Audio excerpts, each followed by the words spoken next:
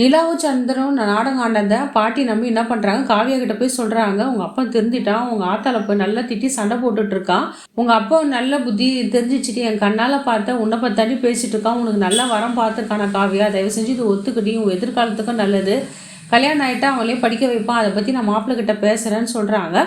காவியாவும் பாட்டி சொன்னதை கேட்டு ஒரு மனசோட சம்மதிக்கிறாங்க. பாட்டி நான் வந்து இந்த கல்யாணத்துக்கு ஒத்துக்கிறேன், ஆனால் ஒரு கண்டிஷன், என் கல்யாணத்துக்கு வந்து என் ஃப்ரெண்ட்ஸ் 2 பேரும் கூட இருக்கணும், அவங்க ஓகே சொல்லணும், நீயும் ஓகே சொன்னால் தான் நான் ஒத்துப்பேன்னு சொல்கிறாங்க.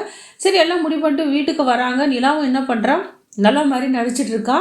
ராணியும் ரேவதியும் வரதை பார்த்துட்டு அச்சுச்சோ என்னங்க இவங்க 2 பேரும் வராங்க, இவங்க இருந்தால் வந்து குட்டையை குழப்பிடுவாங்களேன்னு சொல்லிட்டு அவங்க பையன் வர நேரத்தில் வெளியே அனுப்பிச்சிடுறா. ஏதோ கடையில் போய் ஏதோ பொருள் வாங்கன்னு சொல்லி அனுப்பிச்சிடுறா. அந்த நேரத்தில் யாருமே இருக்க மாட்டாங்க.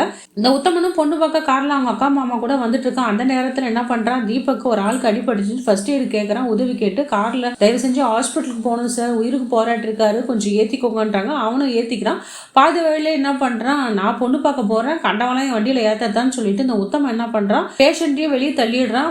உத்தமா அவங்க அக்கா ஃபேமிலியோட பொண்ணு பார்க்க போகிறான். போனவொடனே பாட்டி கேட்குறாங்க, என்னப்பா பையன் வந்திருக்கானா, பையன் எங்கள் ஆளே காணும், என்னப்பா உன் தம்பிக்காக தான் பொண்ணு பார்க்க வந்திருக்கேன்னு சொல்லிட்டு உத்தமனை பார்த்து கேட்குறாங்க. உத்தமனும் என்ன பாட்டி உனக்கு கண்ணு தெரியலையா, நான் தான் மாப்பிள்ளை, என்ன பார்த்தா மாப்பிள்ளையா தெரியலையான்னு கேட்குறாங்க.